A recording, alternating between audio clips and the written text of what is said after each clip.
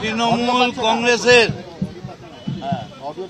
যত রকম পদ ছিল, দমদম বিধানসভার সভাপতি, সাধারণ সম্পাদক, ন্যাশনাল কমিটি মেম্বার, দলের চিফ হুইপ, গভর্নমেন্ট অর্গানাইজেশনের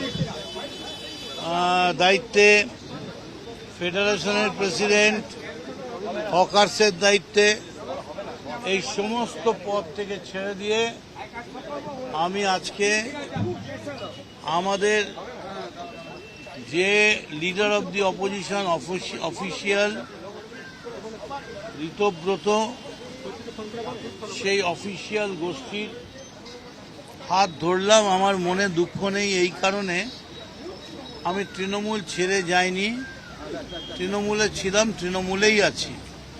যতগুলো ছেড়েছি সব পোস্টগুলোই তৃণমূলের, আবার এখানে এসে দাঁড়ালাম, এটাও তৃণমূলের। তৃণমূলের অবস্থা যদি এখনই হাল ধরা না যায়, তাহলে ভবিষ্যতে কোনোদিন বিজেপিকে হারানো যাবে না। ওই অভিষেক ব্যানার্জিকে দিয়ে বিজেপিকে হারানো যাবে না। ওই হিটলারি কায়দায় প্লেন থেকে নেবে, কোমরে হাত দিয়ে 4 তারিখ দেখে নেব, হুইসেল বাজবে, এসব করে হবে না। মানুষের কাছে যেতে হবে। এবং আমি বলবো, আদালত তৃণমূলের বাঁচিয়ে দিয়েছে প্রেস্টিজ, বলেছে বিড়লা প্ল্যানেটোরিয়ামের চারপাশে 2500 লোক এমনি বাদাম বেচে, বাদাম মুড়িওয়ালাই ওখানে অতগুলো থাকে, আর ঘোড়ার গাড়ি হ্যাক নিয়ে ক্যারেজ যাচ্ছে। যাই হোক, সম্মানটা তো বাঁচল। কিন্তু আমি বলছি, এখনো যদি কেউ চ্যালেঞ্জ নেয়, ও পায়ে ভিজে মাটি প্যাচ প্যাচে সত্যিকারের তৃণমূল যদি ডাক পায়, তাহলে এখনো ব্রিগেড করে দেওয়ার ক্ষমতা তৃণমূল কংগ্রেস রাখে।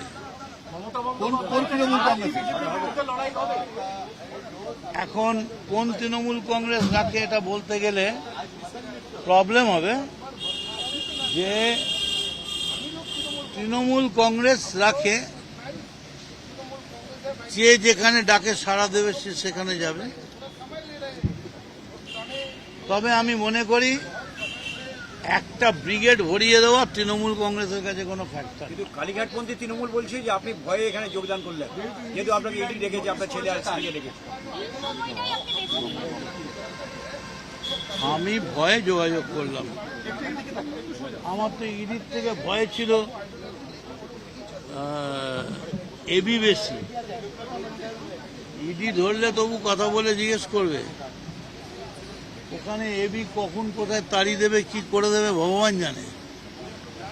আর আমি ইডিকে, অভিষেক বন্দ্যোপাধ্যায় জীবনে যায়নি।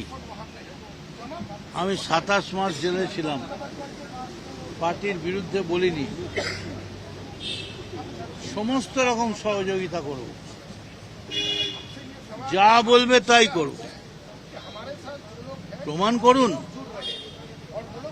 যে মদন মিত্র টাকা নিয়ে চাকরি দিয়েছে, মদন মিত্র গয়না নিয়ে চাকরি দিয়েছে। একটা কাজ করুন না, এটা প্রমাণ না করে একটা গণভোট করে দিন না বাংলায়। একটা বাংলায় গণভোট করে দিন। হ্যাঁ, টাউনে একটা করে দিন যে মদন মিত্র পয়সা নিয়ে চাকরি দিতে পারি কিনা। মদন মিত্র মমতা বন্দ্যোপাধ্যায়ের হাত ছাড়লেন শেষমেশ। এত দশকের পর দশকের ছায়া অনেক লড়াইয়ের সাক্ষী 21শে জুলাই একে একে তো সবই ছায়া সঙ্গী, মানে উনি এগিয়ে যেতেন, ওর ছায়াটাকে আমি ফলো করতাম, কিন্তু পার্শ্ব সঙ্গী না। তৃণমূল কংগ্রেসের যত রকম পদ ছিল, দমদম বিধানসভার সভাপতি, সাধারণ সম্পাদক, ন্যাশনাল কমিটি মেম্বার, দলের চিফ হুইপ, গভর্নমেন্ট অর্গানাইজেশনের দায়িত্বে, ফেডারেশনের প্রেসিডেন্ট, হকার্সের দায়িত্বে, এই সমস্ত পদ থেকে ছেড়ে দিয়ে আমি আজকে আমাদের যে leader of the opposition official Ritabrata, সেই অফিসিয়াল গোষ্ঠীর হাত ধরলাম। আমার মনে দুঃখ নেই এই কারণে আমি তৃণমূল ছেড়ে যাইনি, তৃণমূলে ছিলাম, তৃণমূলেই আছি। যতগুলো ছেড়েছি সব পোস্টগুলোই তৃণমূলের, আবার এখানে এসে দাঁড়ালাম এটাও তৃণমূলের। তৃণমূলের অবস্থা যদি এখনই হাল ধরা না যায় তাহলে ভবিষ্যতে কোনোদিন বিজেপিকে হারানো যাবে না। ওই অভিষেক ব্যানার্জিকে দিয়ে বিজেপিকে হারানো যাবে না। ওই হিটলারি কায়দায় প্লেন থেকে নেবে কোমরে হাত দিয়ে 4 তারিখ দেখে নেব হুইসেল বাজবে, এসব করে হবে না। মানুষের কাছে যেতে হবে। এবং আমি বলবো আদালত তৃণমূলের বাঁচিয়ে দিয়েছে প্রেস্টিজ, বলেছে বিড়লা প্ল্যানেটোরিয়ামের চারপাশে 2500 লোক এমনি বাদাম বেচে, বাদাম মুড়িওয়ালাই ওখানে অতগুলো থাকে, আর ঘোড়ার গাড়ি হ্যাক নিয়ে ক্যারেজ যাচ্ছে। যাই হোক, সম্মানটা তো বাঁচল। কিন্তু আমি বলছি এখনো যদি কেউ চ্যালেঞ্জ নেয়, ও পায়ে ভিজে মাটি প্যাচ প্যাচে সত্যিকারের তৃণমূল যদি ডাক পায়, তাহলে এখনো ব্রিগেড করে দেওয়ার ক্ষমতা তৃণমূল কংগ্রেস রাখে।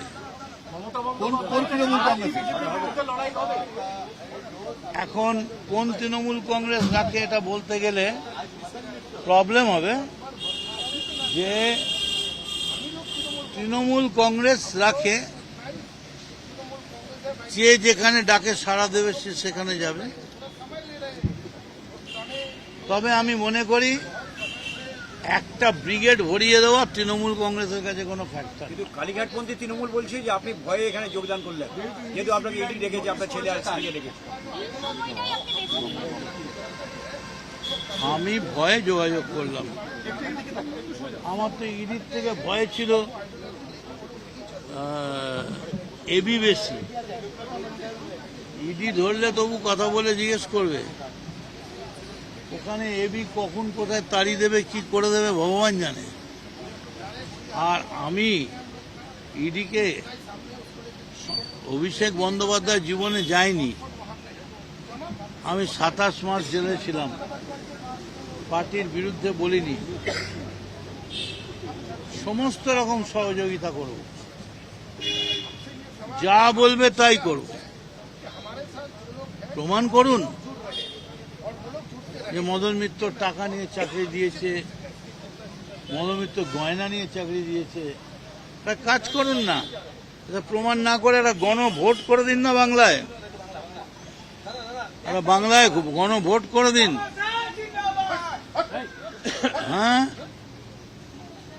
টাউনে একটা করে দিন যে মদন মিত্র পয়সা নিয়ে চাকরি দিতে পারি কিনা। মদন মিত্র মমতা বন্দ্যোপাধ্যায়ের হাত ছাড়লেন শেষমেশ। এত দশকের পর দশকের ছায়া সঙ্গী, অনেক লড়াইয়ের সাক্ষী। 21শে জুলাই একে একে তো সবই ছায়া সঙ্গী, মানে উনি এগিয়ে যেতেন, ওর ছায়াটাকে আমি ফলো করতাম, কিন্তু পার্শ্ব সঙ্গী না।